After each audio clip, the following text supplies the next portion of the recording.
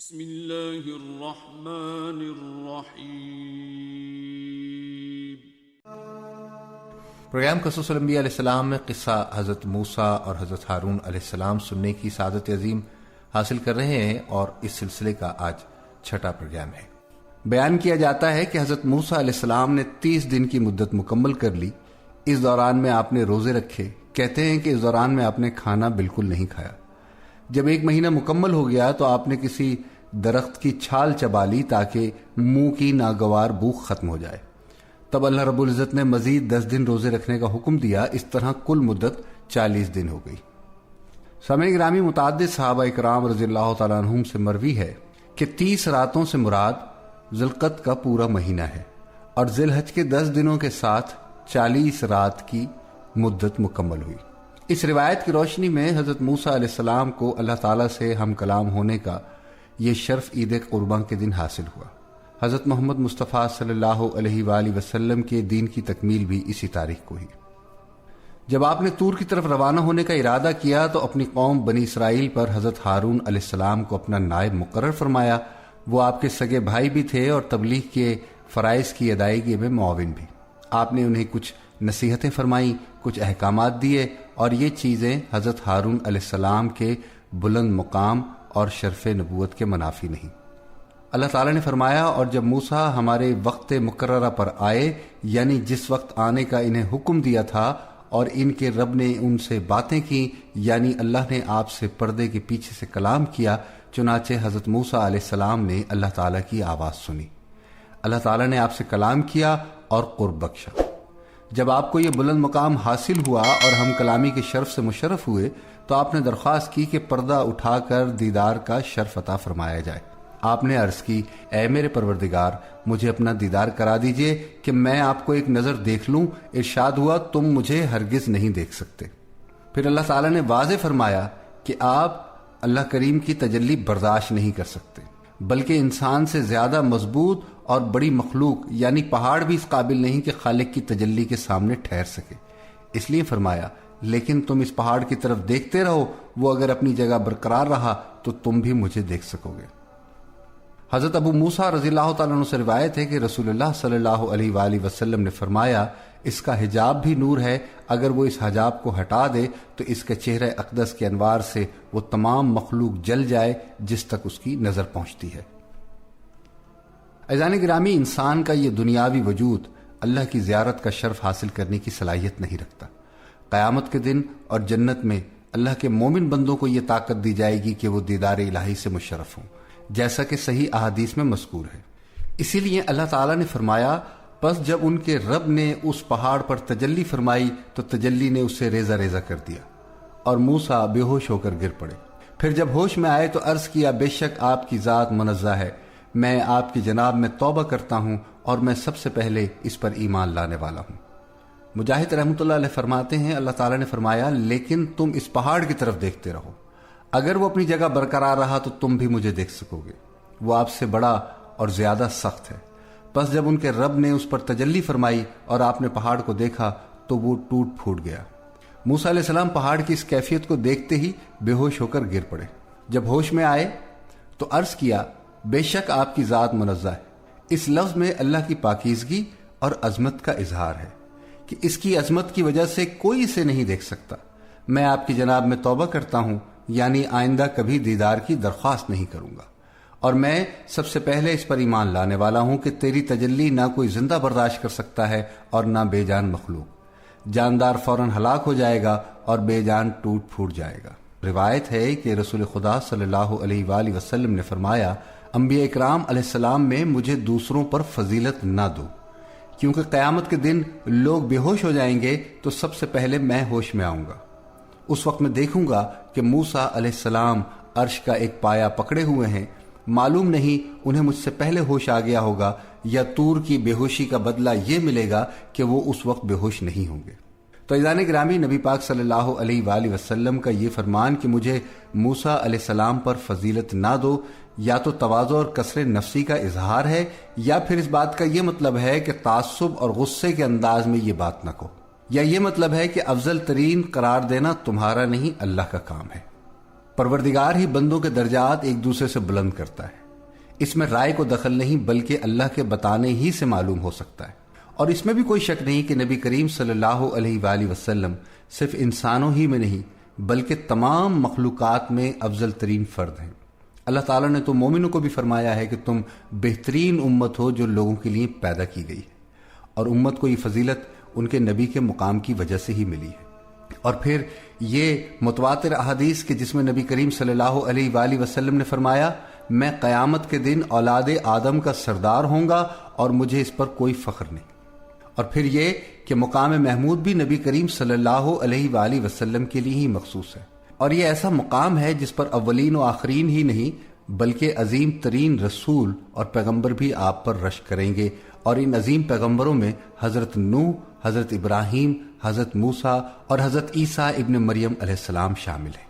تو عزیزان گرامی، نبی کریم صلی اللہ علیہ وآلہ وسلم کے فرمان کے سب سے پہلے میں ہوش میں آؤں گا تو دیکھوں گا کہ موسیٰ علیہ السلام عرش کا پایا پکڑے ہوئے ہیں۔ معلوم نہیں کہ انہیں مجھ سے پہلے ہوش آ گیا ہوگا یا طور کی بے ہوشی کا یہ بدلہ ہوگا کہ وہ اس دفعہ بے ہوش نہیں ہوں گے۔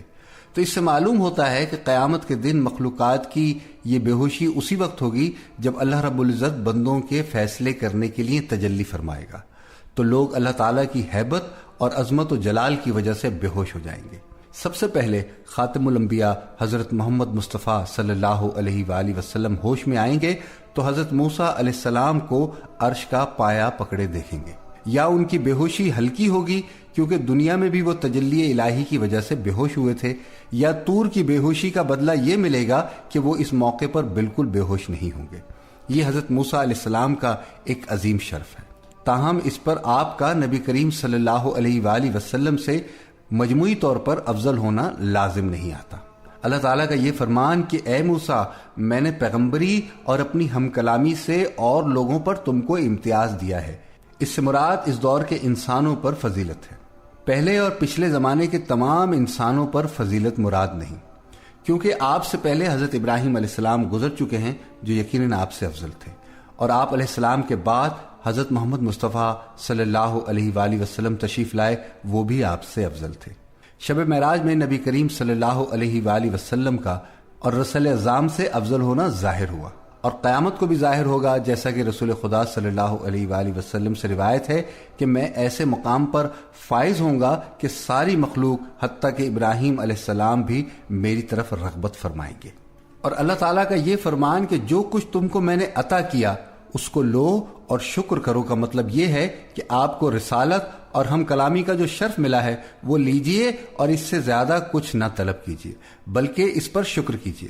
اور اللہ تعالیٰ نے فرمایا، اور ہم نے چند تختیوں پر ہر قسم کی نصیحت اور ہر چیز کی تفصیل انہیں لکھ کر دی۔ یہ تختیاں کسی نفیس جوہر کی بنی ہوئی تھی۔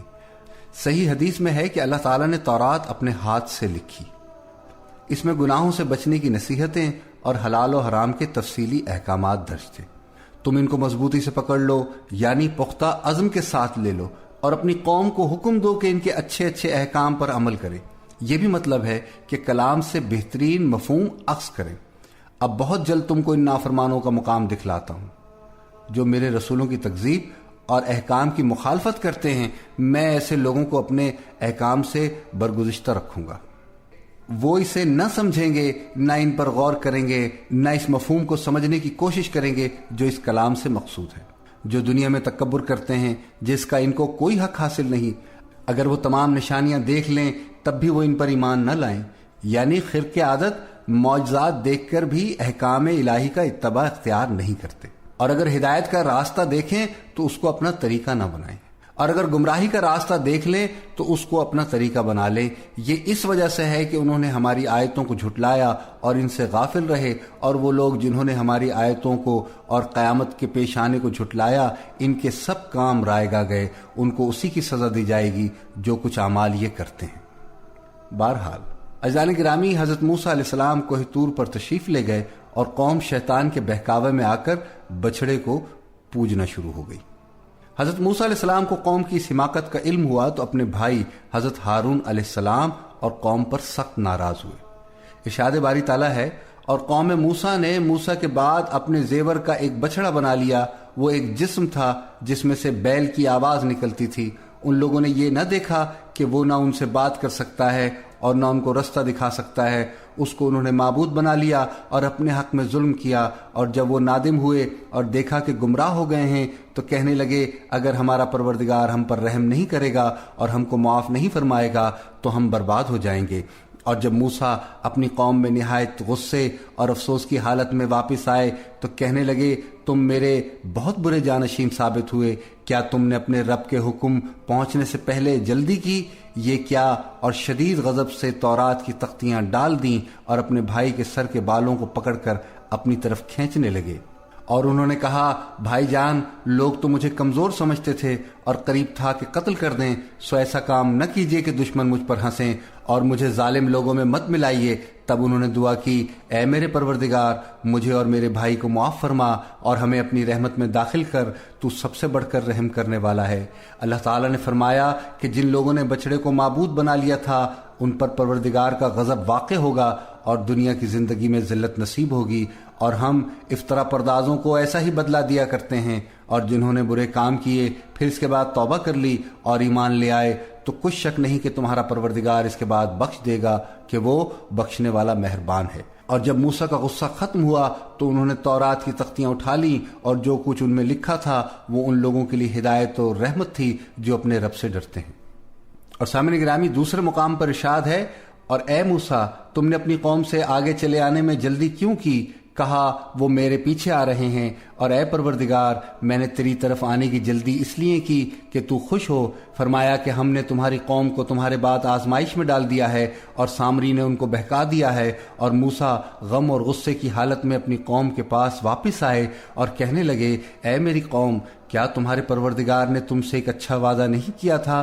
क्या मेरी जुदाई की मुद्दत तुम्हें दराज मालूम हुई या तुमने चाहा कि तुम पर तुम्हारे परवरदिगार की तरफ से गजब नाजिल हो और इसलिए तुमने मुझसे जो वादा किया था इसके खिलाफ किया? वो कहने लगे कि हमने अपने इख्तियार से तुमसे वादा खिलाफी नहीं की, बल्कि हम लोगों के जेवरों का बोझ उठाए हुए थे।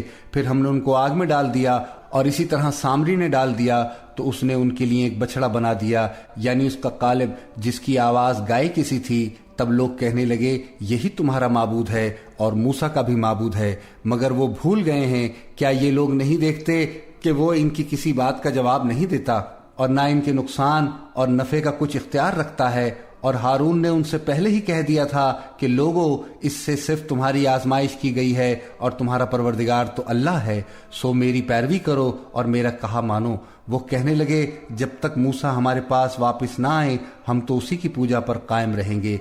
फिर मूसा ने हारून से कहा कि हारून, जब तुमने देखा था कि ये गुमराह हो रहे हैं तो तुमको इस बात से किस चीज ने रोका कि तुम मेरे पीछे ना आए? भला तुमने मेरे हुक्म के खिलाफ क्यों किया? कहने लगे, भाई, मेरी दाढ़ी और सर के बालों को न पकड़िए, मैं तो इससे डरा कि आप ये न कहें कि तुमने बनी इसराइल में तफर्रुका डाल दिया और मेरी बात को मलहूस न रखा। फिर सामरी से कहने लगे, सामरी, तेरा क्या मामला है? उसने कहा कि मैंने ऐसी चीज देखी जो औरों ने न देखी। बस मैंने फरिश्ते के नक्शे पा से मट्टी की एक मुठ भरी, फिर उसको बछड़े के कालब में डाल दिया और मुझे मेरे जी ने इस काम को अच्छा जाहिर किया। मूसा ने कहा, जा, तुझको दुनिया की जिंदगी में ये सजा है कि कहता रहे कि मुझे हाथ न लगाना, और तेरे लिए एक और वादा है, यानी अजाब का, जो तुझसे टल न सकेगा। और जिस माबूद की पूजा पर तू मोतकिफ था उसको देख, हम उसे जला देंगे, फिर उसकी राह को उड़ाकर दरिया में बिखेर देंगे। तुम्हारा माबूद अल्लाह ही है, जिसके सिवा कोई माबूद नहीं, उसका इल्म हर चीज पर मुहीत है। अजीजान गिरामी, सूरह तौबा की इन आयात में अल्लाह रब्बुल इज़्ज़त ने बनी इसराइल के उस वक्त के हालात बयान किए हैं जब हजरत मूसा अलैहिस्सलाम अल्लाह के हुक्म के मुताबिक कोह तूर पर तशरीफ ले गए थे। वहां आप अल्लाह ताला से हम कलाम हुए और अल्लाह ताला से बहुत से उमूर के मुतालिक दरियाफ्त फरमाया। अल्लाह ताला ने आपके सवालात के जवाब दिए। इस दौरान में एक शख्स के जिसका नाम हारून सामरी था, बनी इसराइल के वो जेवर ले लिए जो उन्होंने फिरौनियों से आरतन लिए थे। इसने इन्हें ढालकर एक बछड़ा बनाया और उसमें मुट्ठी भर मट्टी डाल दी, जो उसने फिरौन के गर्क होने के वक्त जिब्रील अलैहिस्सलाम के घोड़े के नक्शे कदम से उठाई थी।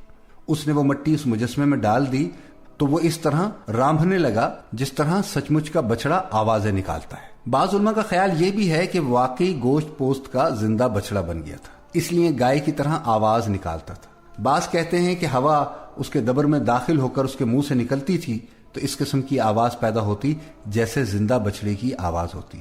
اس پر وہ لوگ خوش ہو کر اس کے ارد گرد ناچنے لگتے۔ وہ کہنے لگے یہی تمہارا بھی معبود ہے اور موسیٰ کا بھی، لیکن موسیٰ بھول گیا۔ یعنی موسیٰ علیہ السلام کو یاد نہیں رہا کہ معبود تو ہمارے پاس ہے اور وہ اسے کہیں اور ڈھونڈتا پھرتا ہے۔ اللہ تعالیٰ کی ذات اقدس سامعین گرامی ان فضول باتوں سے بہت بلند تر ہے۔ وہ مقدس اسماء اور صفات سے متصف ہے، اس کی نعمتیں بے شمار اور بے حد اور بے حساب ہیں۔ اللہ تعالیٰ نے ان کی توہم پرستی کی تردید فرماتے ہوئے ایک بے زبان جانور یا ایک شیطانی شعبدے کو معبود قرار دینے کی حماقت کی تردید کرتے ہوئے فرمایا، کیا یہ گمراہ لوگ یہ بھی نہیں دیکھتے کہ وہ تو ان کی بات کا جواب بھی نہیں دے سکتا اور نہ ان کے کسی برے بھلے کا اختیار رکھتا ہے۔ اور پھر مزید فرمایا، کیا انہوں نے یہ نہ دیکھا کہ وہ ان سے بات نہیں کرتا اور نہ ان کو کوئی راہ بتلاتا تھا؟ انہوں نے اس کو معبود قرار دیا اور بڑی بے انصافی کا کام کیا۔ یعنی یہ حیوانی مجسمہ نہ بات چیت کر سکتا تھا، نہ نفع نقصان کا اختیار رکھتا تھا، نہ کسی معاملے میں ان کی رہنمائی کر سکتا تھا۔ اس کی پوجا اپنی جان پر ظلم کے مترادف تھی، جبکہ انہیں معلوم تھا کہ جہالت اور گمراہی کا یہ کام بالکل غلط ہے۔ اور جب وہ نادم ہوئے اور معلوم ہوا کہ وہ لوگ واقعی گمراہی میں پڑ گئے تو کہنے لگے، اگر رب ہم پر رحم نہ کرے اور ہمارے گناہ معاف نہ کرے تو ہم بالکل گئے گزرے ہو جائیں گے۔ جب حضرت موسیٰ علیہ السلام نے واپس آ کر انہیں بچڑے کی پوجا میں مشغول دیکھا تو وہ تختیاں نیچے پھینک دی جن پر تورات لکھی تھی۔ بائبل میں لکھا ہے کہ موسیٰ علیہ السلام نے غصے میں آ کر وہ تختیاں زمین پر پٹک کر توڑ ڈالی۔ بعد میں اللہ تعالیٰ نے ان کے بدلے اور تختیاں دی۔ قرآن مجید کے الفاظ سے اس بات کی تائید نہیں ہوتی، بلکہ یہ معلوم ہوتا ہے کہ حضرت موسیٰ علیہ السلام نے تختیاں زمین پر ڈال دی تھی۔ بائبل میں ان تختیوں کی تعداد صرف 2 تھی اور قرآن مجید کے الفاظ سے معلوم ہوتا ہے کہ یہ تعداد کئی تختیوں پر مشتمل تھی۔ جب اللہ تعالیٰ نے حضرت موسیٰ علیہ السلام کو بتایا کہ قوم نے بچڑا پوجنا شروع کر دیا ہے تو آپ کو اتنا غصہ نہیں آیا جتنا اس وقت آیا جب آنکھوں سے دیکھ لیا۔ حدیث نبوی ہے، سنی ہوئی خبر آنکھوں سے دیکھنے کی طرح نہیں ہوتی۔ اور اس کے بعد جب حضرت موسیٰ علیہ السلام نے ان سے باز پرس کی تو انہوں نے ایک عذر پیش کیا جو درست نہیں تھا۔ کہنے لگے کہ ہم پر قوم کے زیورات کے جو بوجھ لاد دیے گئے تھے انہیں ہم نے ڈال دیا، اور اس طرح سامری نے بھی ڈال دیا۔ انہوں نے فرعونیوں کے زیورات کو اپنے قبضے میں رکھنے میں حرج محسوس کیا، حالانکہ وہ دشمنوں سے حاصل ہونے والا مال تھا جسے لینے کا حکم اللہ تعالیٰ نے انہیں دیا تھا، لیکن جہالت اور بے عقلی کی وجہ سے انہیں بچھڑے کا مجسمہ پوجنے میں کوئی حرج محسوس نہ ہوا، جو محض ایک بے روح جسم تھا، لیکن اس میں سے رامبھنے کی آواز آتی تھی۔ پھر آپ اپنے بھائی حضرت ہارون علیہ السلام کی طرف متوجہ ہوئے اور فرمایا، اے ہارون، انہیں گمراہ ہوتے دیکھتے ہوئے تجھے کس چیز نے روکا تھا کہ تم میرے پیچھے نہ آیا؟ یعنی آپ کو چاہیے تھا کہ میرے پاس طور پر آ کر ان کی اس غلط روی کی اطلاع دیتے۔ انہوں نے عرض کیا، مجھے تو صرف یہ خیال دامنگیر ہوا کہ کہیں آپ یہ نہ کہیں کہ تو نے بنی اسرائیل میں تفرقہ ڈال دیا، یعنی آپ انہیں چھوڑ کر میرے پاس آ گئے حالانکہ میں آپ کو اپنا نائب بنا کر آیا تھا۔ حضرت موسیٰ علیہ السلام نے فرمایا، اے میرے رب، میری اور میرے بھائی کی خطا معاف فرما اور ہم دونوں کو اپنی رحمت میں داخل فرما لے، اور تو سب رحم کرنے والوں سے زیادہ رحم کرنے والا ہے۔ حضرت موسیٰ علیہ السلام نے حضرت ہارون علیہ السلام کو بھی دعا میں شامل کیا کیونکہ انہوں نے لوگوں کو اس جرم عظیم سے سختی کے ساتھ منع کیا تھا۔ اور ارشاد باری تعالیٰ ہے، اور ہارون نے اس سے پہلے ان سے کہہ دیا تھا کہ اے میری قوم، اس بچڑے سے تو صرف تمہاری آزمائش کی گئی ہے، یعنی اللہ کی تقدیر سے یہ واقعہ پیش آیا ہے اور تمہیں آزمانے کو اس نے اس بچڑے میں آواز پیدا کر دی۔ تمہارا حقیقی پروردگار تو رحمان ہی ہے، یہ بچڑا نہیں۔ سامعین گرامی، بعض علماء اکرام بیان کرتے ہیں کہ اللہ تعالیٰ کا یہ فرمان کہ ہم افطرا پردازوں کو ایسی ہی سزا دیا کرتے ہیں، قیامت تک آنے والے ہر بدعتی کے لیے اللہ کا قانون ہے۔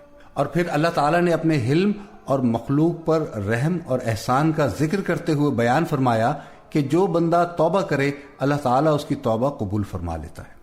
چنانچہ ارشاد ہے، اور جن لوگوں نے گناہ کے کام کیے پھر وہ ان کے بعد توبہ کر لیں اور ایمان لے آئیں تو تمہارا رب اس توبہ کے بعد گناہ معاف کر دینے والا اور رحم کرنے والا ہے۔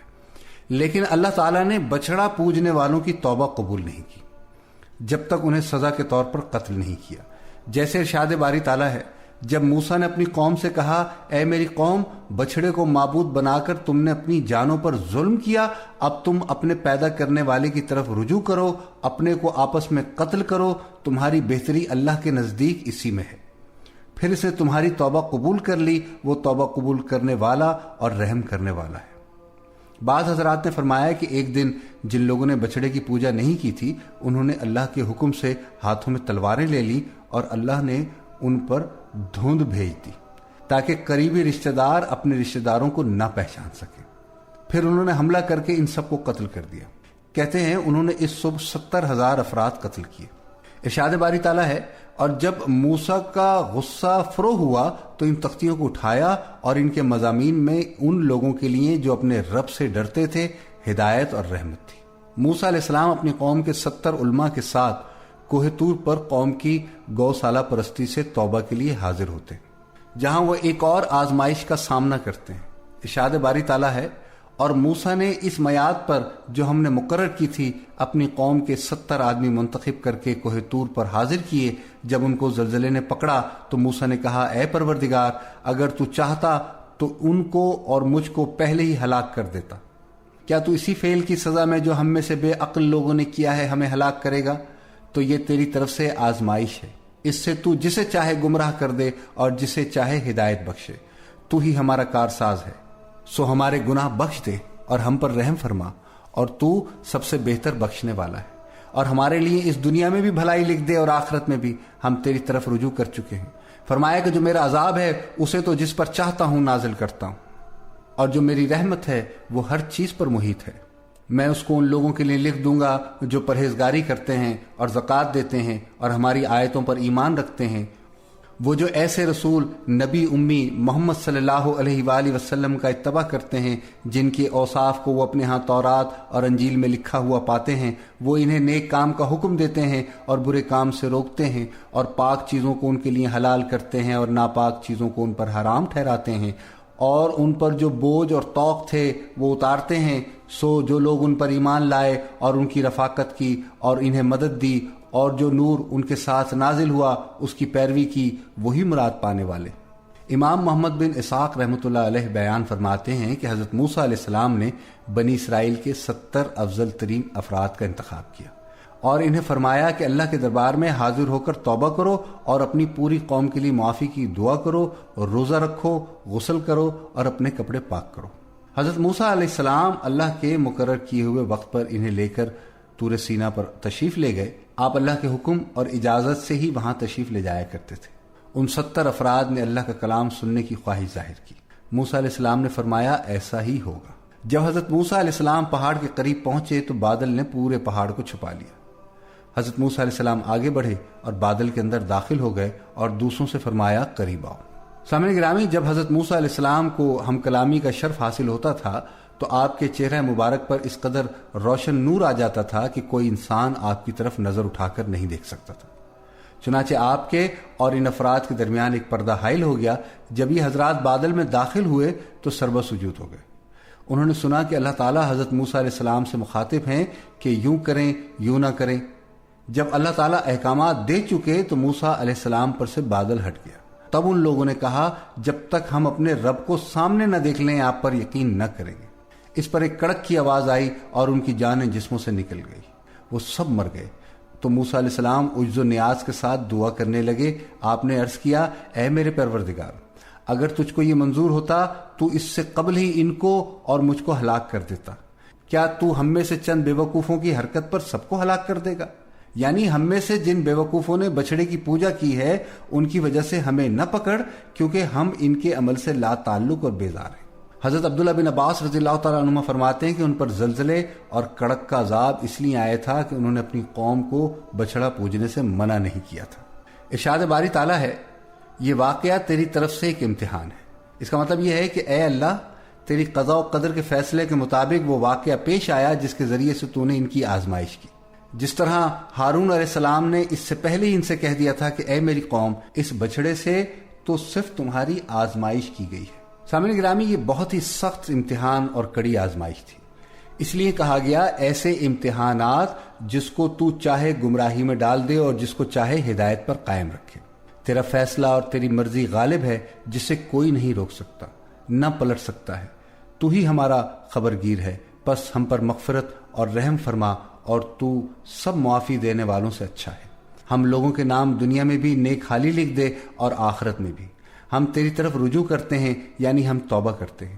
اللہ تعالیٰ نے فرمایا، میں اپنا عذاب اسی پر واقع کرتا ہوں جس پر چاہتا ہوں، اور میری رحمت تمام اشیاء پر محیط ہے.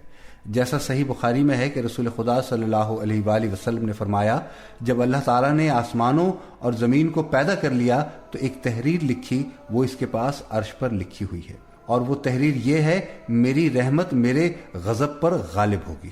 اللہ تعالیٰ نے فرمایا، میں وہ رحمت ان لوگوں کے نام ضرور لکھوں گا جو اللہ سے ڈرتے ہیں اور زکوٰۃ دیتے ہیں اور ہماری آیتوں پر ایمان لاتے ہیں. یعنی ان صفات کے حامل افراد کو میری رحمت ضرور حاصل ہوگی جو لوگ ایسے رسول نبی امی کا اتباع کرتے ہیں جن کو وہ لوگ اپنے پاس تورات اور انجیل میں لکھا ہوا پاتے ہیں.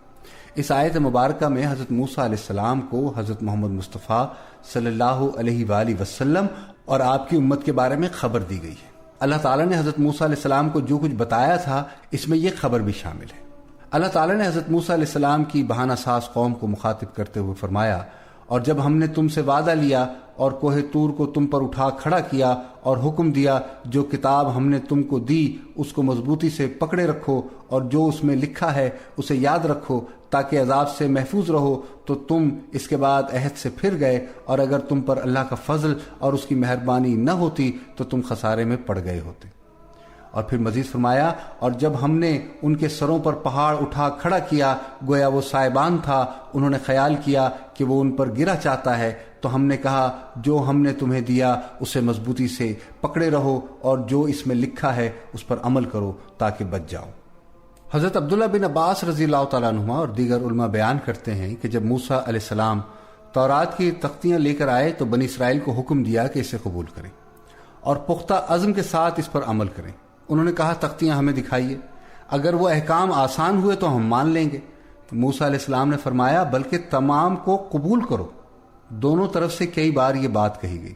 تب اللہ تعالیٰ نے فرشتوں کو حکم دیا تو انہوں نے پہاڑوں کو اٹھا کر ان کے سروں پر اس طرح معلق کر دیا گویا وہ بادل ہو، اور ان سے کہا کہ اگر قبول نہیں کرو گے تو یہ پہاڑ تم پر گر پڑے گا. تب انہوں نے قبول کیا. انہیں سجدہ کرنے کا حکم دیا تو انہوں نے اس طرح سجدہ کیا کہ کنکھیوں سے پہاڑ کی طرف بھی دیکھتے رہتے. یہودیوں میں اب بھی اسی طرح سجدہ کرنے کا رواج باقی ہے. وہ کہتے ہیں کہ کوئی سجدہ اس سجدے سے عظیم نہیں ہو سکتا جس کے ذریعے سے ہم سے عذاب ٹل گیا. اللہ تعالیٰ کا فرمان ہے، تم اس کے بعد پھر گئے، کا مطلب یہ ہے کہ اتنا عظیم معاہدہ ہو جانے کے بعد بھی تم نے اپنے وعدے توڑ دیے. پھر اگر اللہ کا فضل اور اس کی رحمت تم پر نہ ہوتی کہ اللہ نے تمہاری طرف رسول بھیجے اور تم پر کتابیں نازل کی تو تم نقصان اٹھانے والوں میں سے ہو جاتے. سامعین گرامی، پروگرام قصص الانبیاء علیہ السلام میں آج یہیں تک. سلیم گیلانی کو پروگرام قصص الانبیاء علیہ السلام سے اجازت دیجیے. وآخر دعوانا ان الحمدللہ رب العالمین.